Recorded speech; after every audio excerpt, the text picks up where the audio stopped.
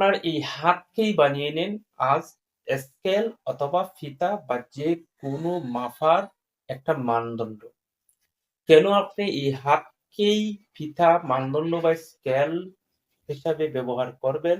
কারণ বর্তমান সময়ে আমরা যেকোনো পণ্য কিনতে, যেমন আপনি কাপড় বলেন বা কারেন্টের ওয়্যার বলেন বা রশি বলেন, যেকোনো কিছুই আপনি কিনেন না কেন, সেগুলো গজ, ফুট অথবা ইঞ্চি, সেন্টিমিটার, বর্গফুট এরকমই কিন্তু আপনাদেরকে বিক্রি করে।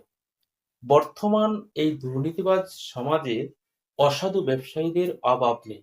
আপনার কোনো কিছু কিনতে যখন দেখবেন যে এই ব্যবসায়ী হয়তো আপনাকে মাপে কম দিয়েছে, তখনই আপনি আপনার এই হাতকেই আপনার ফিতা বা স্কেল হিসাবে ব্যবহার করুন।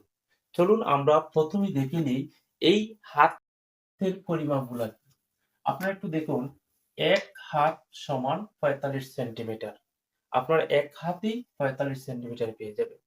আবার ১ হাত সমান ইঞ্চিতে নিলে আমরা ১৮ ইঞ্চি। অর্থাৎ ১ হাত সমান ১৮ ইঞ্চি।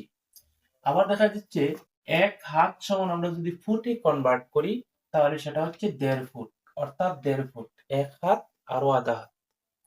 আবার এই ১ হাত সমান যদি ১.৫ ফুট হয়, আমরা জানি ২ হাত সমান কত?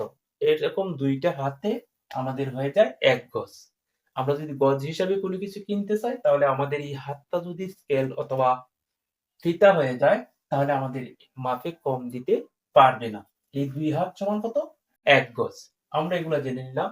এখন আমরা এই হাতকে কিভাবে স্কেল অথবা ফিতা হিসেবে ব্যবহার করব। আমরা জানি ১ হাত সমান ৪৫ সেন্টিমিটার অথবা ১ হাত সমান ১৮ ইঞ্চি। কিন্তু আমাদের এই প্রত্যেকের হাত কিন্তু ১৮ ইঞ্চি বা ৪৫ সেন্টিমিটার নয়। যেমন আমি এখানে একটা স্কেল ধরে রেখেছি। আমার হাতটা, এই যে আমার হাতটা দেখছেন, আমার হাতটা ঠিক ১৮ ইঞ্চি। এর মানে আমার আর কোনো প্রবলেম হয় না। আমি যেকোনো জায়গায় আমার হাতকেই ফিতা হিসেবে ব্যবহার করতে পারি। কিন্তু সবার হাত তো আর এক নয়। আপনার হাত যদি এক না হয় তাহলে কিভাবে আপনি আপনার এই হাতকে একটা আদর্শ পরিমাপ নির্ণয় করবেন? চলুন দেখে নিই।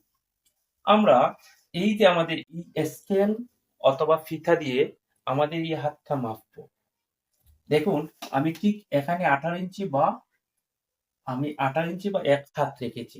এই হাতটা যদি আমরা এভাবে বসাইলে দেখা যাবে জাস্ট আমার ১৮ ইঞ্চি।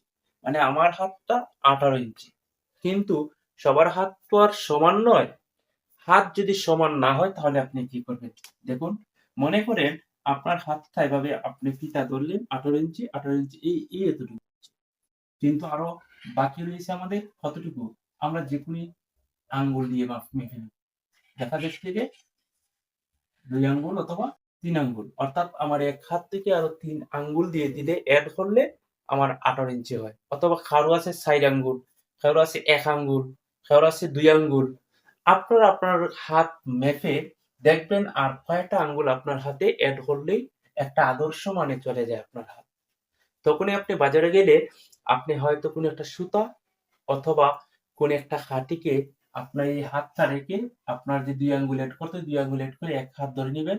এভাবে ২ হাত যদি আপনি মেপে নেন তাহলে কিন্তু আপনারা ১ গজ পেয়ে যাবেন।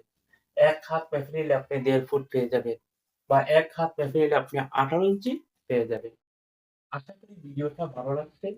যদি আপনার ভিডিওটা ভালো লাগে তাহলে অবশ্যই পেজটি ফলো করে পাশে থাকবেন এবং ভিডিওটা লাইক, কমেন্ট, শেয়ার করে উপকৃত করবেন। ধন্যবাদ সবাইকে।